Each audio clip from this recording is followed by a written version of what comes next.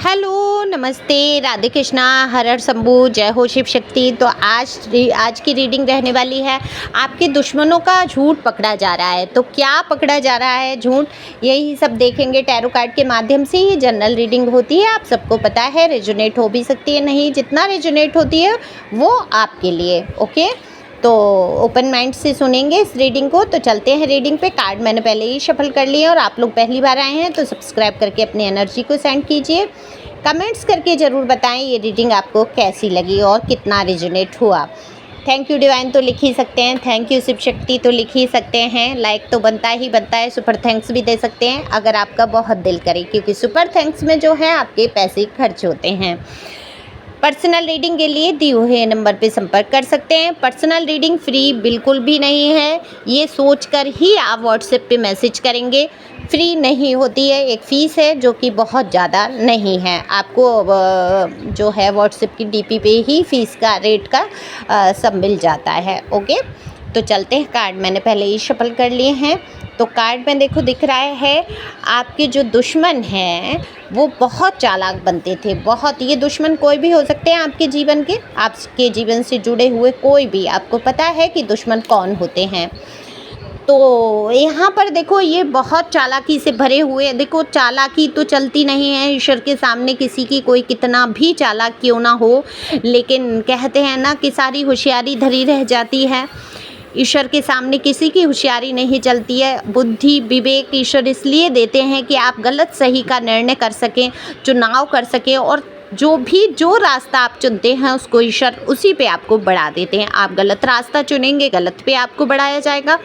आप सही रास्ता चुनेंगे, आपको सही पे बढ़ाया जाएगा। लेकिन अंत जो होता है वो आपका सही मार्ग पर जाकर ही होता है। तो जो आपका विवेक कहता है, जो आपका दिल कहता है कि सही है, वो सही मार्ग है। जो आपका दिल और दिमाग दोनों गवाही नहीं देते हैं वो गलत काम है। लेकिन आपके ये दुश्मन जो हैं, जो भी हैं ये शत्रु, जो भी हैं ये विरोधी, बहुत अपनी चालाकियों में दम भरते हैं।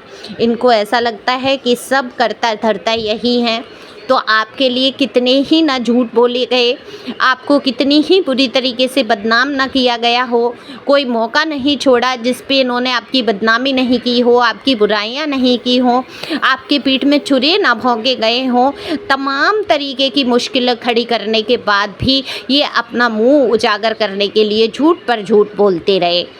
हमेशा से झूठ बोलना इनकी एक आदत बन गई, और उस झूठ को ही सत्य मानना, खुद ही इमेजिन कर लेना, खुद की बातें सोचकर, खुद ही आप पे दोषारोप पढ़ करके और खुद ही उन बातों को इमेजिन कर लेना, सोच लेना, एक बना लेना कि हाँ यही बात है, अपनी ही झूठी बातों को। तो अब इनकी बातों को लोग पकड़ने लगे हैं, इनके झूठ को पकड़ने लगे हैं, क्योंकि कहते हैं सत्य जहाँ होता है वो उजागर होकर ही रहता है। तो आँच को आँच नहीं होती।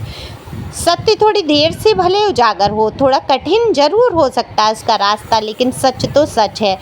आप हमेशा से सच बोलने में बिलीव करते रहे, आपने सोच लिया। देखो सही बात है ये कि अगर आप सच बोलेंगे कोई फांसी नहीं दे देगा आपको। बताओ कोई फांसी दे देगा? नहीं। या कोई आप पर झूठे दोषारोपण कर रहा है, वहाँ आपको कोई फांसी दे रहा है, आप मर रहे हैं, क्या आप मर जाएंगे उसकी झूठी बातों से? नहीं। तो ये सब ईश्वर की कृपा है। आप पर अगर लाछन लगना ही है, आपके ऊपर बदनामी का ठप्पर लगना ही है, तो वो लग के रहेगा। उसमें कारण चाहे आपके दुश्मन हो जाएं, चाहे आपके घर परिवार के लोग हो जाएं, चाहे कोई अन्य व्यक्ति अचानक से आपके जीवन में ऐसा जुड़ जाए जिसकी वजह से आपके ऊपर लाछन या आरोप लगना शुरू हो जाए।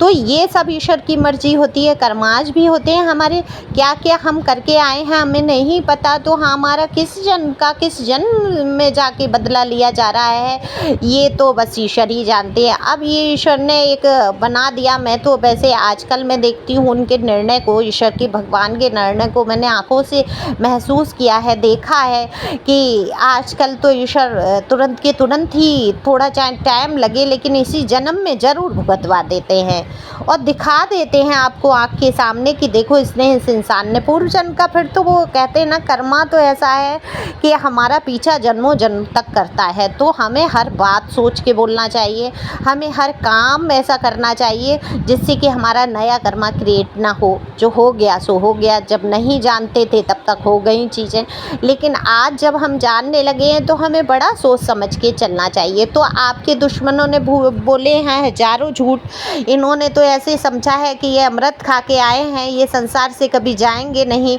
और जैसे कि यहाँ बस के ही रह जाएंगे। तो इन्होंने अपने आप को साबित करने के लिए इन्होंने कई झूठ बोले, आप पर झूठे आरोप लगाए, अपनी ही बातों को सोच कर और आपके ऊपर रख कर और वो बातें सिद्ध करने की कोशिश की है।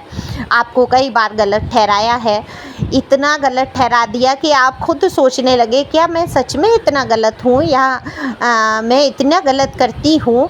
देखो ये मेल फीमेल दोनों के लिए आप अपने हिसाब से सुन सकते हैं। तो आपका दिल बहुत दुखी हुआ, बहुत आप परेशान हुए, आपने ईश्वर से बोला कि ईश्वर मैं तो किसी का बुरा नहीं चाहती, फिर क्यों ये मेरे जीवन में इतनी कठिनाइयाँ आई, क्यों मेरे ऊपर ये आरोप लगे, हे प्रभु अब आप जानो। तो अब ईश्वर की नज़र तो होनी ही थी, जब आपने सौंप दिया अपने आप को तो क्या हुआ है, ईश्वर की नज़र आप पर आई है और ईश्वर ने एक एक करके इनकी परतें जो चेहरे पे इन्होंने अपने चरित्र पर परतें जमा रखी थी अच्छाई की, वो उतारना शुरू कर दी। अब इनकी एक एक पोल खुल रही है, एक एक परत उतरती जा रही है, क्योंकि कहते हैं ना कि नकल कब तक नकल चलेगी, असलियत तो सामने आती है।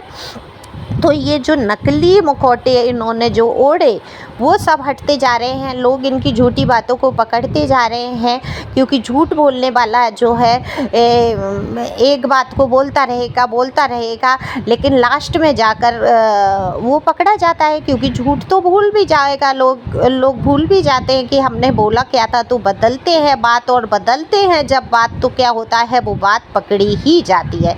इसीलिए कहते हैं कि हमेशा सत्य बोलो, आप कभी डरेंगे नहीं अपनी बात कहते हुए।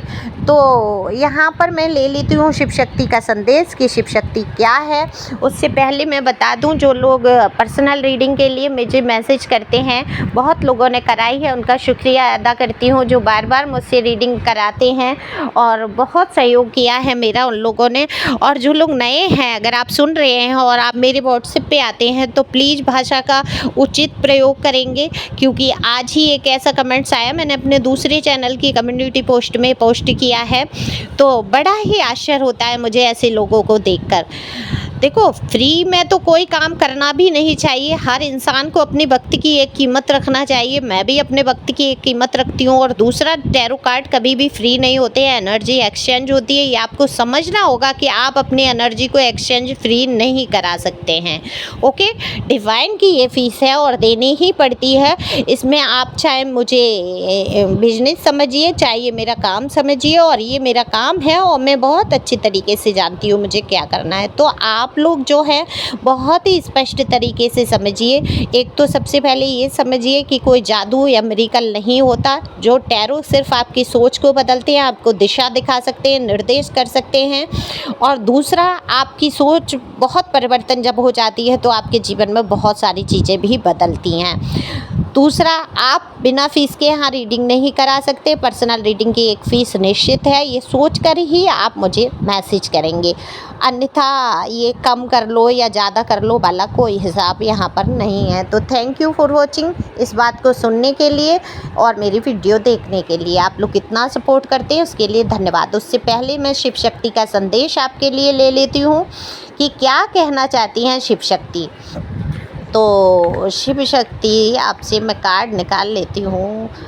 तो यहाँ पर रक्षा काली का कार्ड आया है। देखो रक्षा काली कार्ड है, रक्षा काली माता, रक्षा काली आपसे क्या कहना चाहती हैं, किसी भी आपदा एक्सीडेंट से आपकी सुरक्षा करना चाहती हैं, कहती हैं आपको सुरक्षित रखेंगी।